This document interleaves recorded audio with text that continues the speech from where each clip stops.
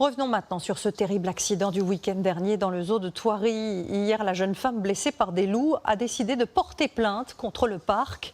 Elle affirme que les conditions de sécurité n'étaient pas réunies, ce que conteste formellement la direction du site.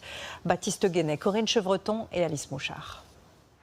La joggeuse de 37 ans est toujours hospitalisée. Mordue au larynx par un loup, elle est incapable de parler. C'est donc par écrit qu'elle a livré son récit. Aux gendarmes, elle affirme avoir demandé, la veille du drame, à un ranger si elle pouvait aller courir avant l'ouverture du parc au public. Il lui aurait été répondu que cela ne présentait pas de danger, car les animaux sont dans des enclos. Le zoo est-il responsable? Par le biais de son avocate, la victime annonce avoir porté plainte.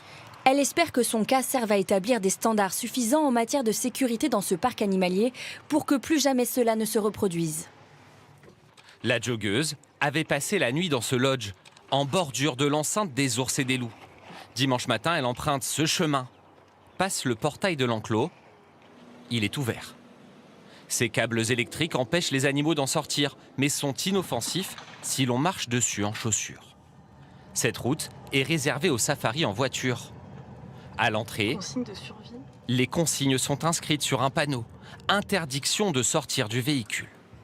La joggeuse affirme ne pas avoir vu de signalétique clair indiquant la présence d'animaux en liberté ou interdisant l'accès aux piétons. A-t-elle commis une imprudence ou s'agit-il d'un défaut d'information du parc? Pour les quelques visiteurs rencontrés aujourd'hui, les consignes sont limpides. On nous le rappelle aussi à l'entrée, donc je pense que ouais, c'est assez clair. Parce que là-bas tout est indiqué, il n'y a pas de sortie à pied, pas de vitre ouverte. Donc voilà, je pense que c'est une erreur humaine qui a causé cet accident. La direction du zoo a ouvert une enquête interne, mais conteste toute faille dans son dispositif de sécurité et d'information. Selon elle, c'est la première fois qu'un visiteur est attaqué en 56 ans d'existence.